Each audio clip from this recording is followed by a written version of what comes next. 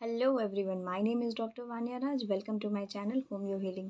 आज हम इस वीडियो में रिंगवॉर्म और उससे रिलेटेड होम्योपैथिक मेडिसिन के बारे में बात करेंगे। रिंगवॉर्म को हम आम भाषा में दाद बोलते हैं और इसका एक और नाम है जिसे हम डर्मेटोफाइटोसिस के नाम से जानते हैं। रिंगवॉर्म जो है मोस्ट कॉमन फंगल इन्फेक्शन है और स्पेशली समर और रेनी सीजन में ये ज़्यादा पाया जाता है।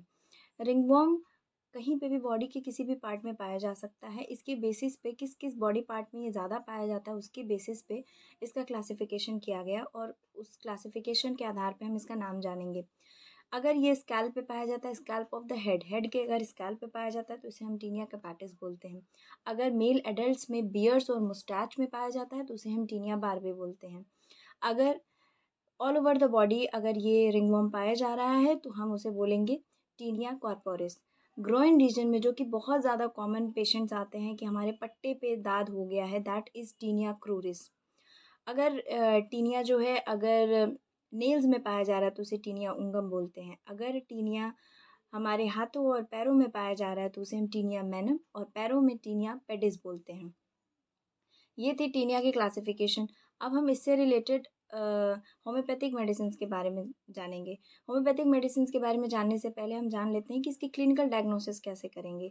तो रिंगवॉर्म का बहुत ही साधारण क्लिनिकल डायग्नोसिस है। अगर कहीं पे भी सर्कमस्क्राइब्ड यानी सर्कुलर पैचेस में अगर कोई लेजन पाया जा रहा है जिसके बाहरी हिस्से में छोटे छोटे वेसिकुलर इरप्शंस हैं, पेप्यूलो वेसिकल्स बोलते हैं जिसे, और पानी भरे हुए दाने हैं और सेंट्रल में क्लियरिंग है विथ एरिदमा, स्केलिंग, लालिमा हो सकती है, स्केलिंग हो सकती है। तो उस लेजन में, पर्टिकुलर लेजन में बहुत ज़्यादा इचिंग है, बहुत ज़्यादा कभी कभी इचिंग के बाद बर्निंग भी मिलती है, हमें स्केलिंग हो रही है, ड्राइनेस है, कभी कभी मॉइस्ट भी मिल जाता है हमें। तो हम समझ जाएंगे कि दिस इज़ रिंगवॉर्म। रिंगवॉर्म जो है कभी कभी इंटरसेक्टिंग रिंग्स में भी पाया जाता है, जैसे कि एक पैच हुआ फिर उसके ऊपर दूसरा फिर तीसरा। इसकी खास प्रॉपर्टी ये होती है कि जो इसके बाहर के जो लेजन के जो बाहर बॉर्डर्स होते हैं, जो पैपुलोवेसिकुलर बॉर्डर है, that is well defined active borders होता है और वो काफ़ी एक्टिव होता है। एक्टिव का मतलब कि अगर उसका पानी कहीं पे भी लगा तो उसमें स्प्रेड होने की टेंडेंसी होती है आगे की तरफ। अब हम इससे रिलेटेड होम्योपैथिक मेडिसिन के बारे में बात कर लेते हैं। होम्योपैथिक मेडिसिन में जो सबसे पहले हमारे दिमाग में मेडिसिन आती है दैट इज़ सीपिया। सीपिया में हम अगर रिंगवॉर्म जो है सर्कुलर पैच है और उसमें इचिंग है, बहुत ज़्यादा एरिदमा है, लालिमा है और specially upper part of the body में अगर पाया जा रहा है और पेशेंट जो है थोड़ी वीपिंग टेंडेंसी है, सैड रहती है, ग्लूमी है, इंडिफरेंस मिल जाता है, तो हम सीपिया दे सकते हैं। दूसरा मेडिसिन हमारे दिमाग में आता है टेलूरियम। टेलूरियम की खास बात ये है कि अगर जो सर्कुलर लेजन्स हैं वो इंटरसेक्टिंग रिंग्स में पाए जा रहे हैं, यानी कि एक रिंग है उसके ऊपर एक के ऊपर एक रिंग चढ़े हुए हैं, तो that is intersecting ring.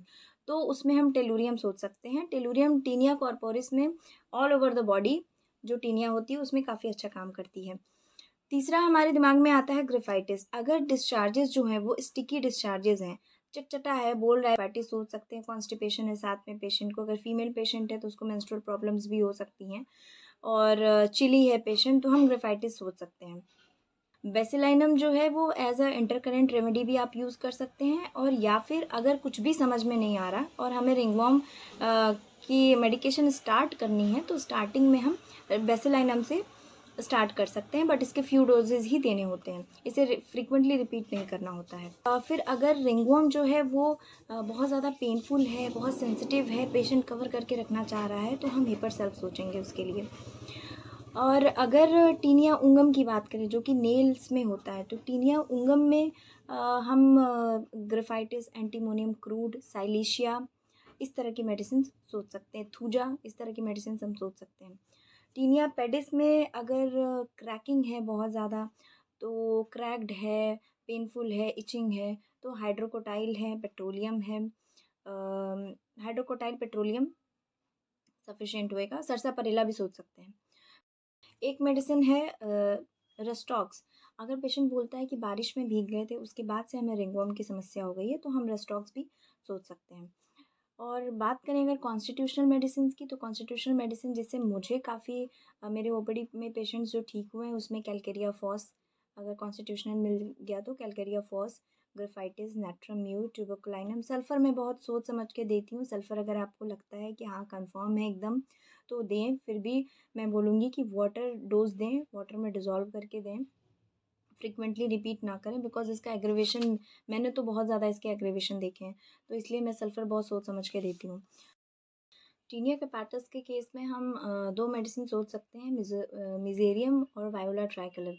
Taenia कैपेटस का जो मैनिफेस्टेशन होता है इस डिज़ीज़ का, वो ये होगा कि इरप्शंस होंगे और काफ़ी सारा क्रस्ट फॉर्मेशन होगा और उसके नीचे पस होते हैं और बहुत ज़्यादा इचिंग होगी, स्वेलिंग होगी, एरिथमा होगा और कभी-कभी ये केरियन के फॉर्म में पाया जाता है। केरियन का मतलब बॉगी स्वेलिंग हो जाती है, जैसे पिलपिला सा स्वेलिंग एक होगा हेड में, वो भी एक रिंगवर्म की वैरायटी ही है। तो उस केस में भी हम मिज़ेरियम वायोला ट्राइकलर सोच सकते हैं।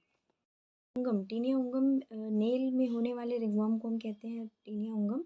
इसका मैनिफेस्टेशन थोड़ा डिफरेंट, ये यूजुअली नेल बेड को इन्वॉल्व करता है और सिंगल नेल को इन्वॉल्व करता है सबसे पहले।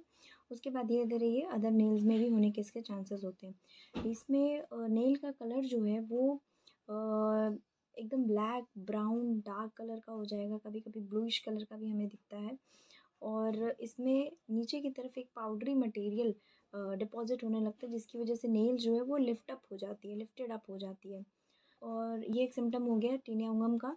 और दूसरी चीज़ ये कि टीनिया उंगम की वजह से जो नेल्स होते हैं, कभी कभी पेशेंट बोलते हैं कि नेल्स हमारे ब्रिटल हो गए हैं, टूट रहे हैं, डिसइंटीग्रेट हो गए हैं, बहुत कमज़ोर हो गए हैं, बढ़ते नहीं हैं, काले से हो गए हैं, जैसे लगता है कि ग्रोथ ही नहीं हो रही है इसमें। तो ये सारे सिम्टम्स जो है वो टीनिया उंगम।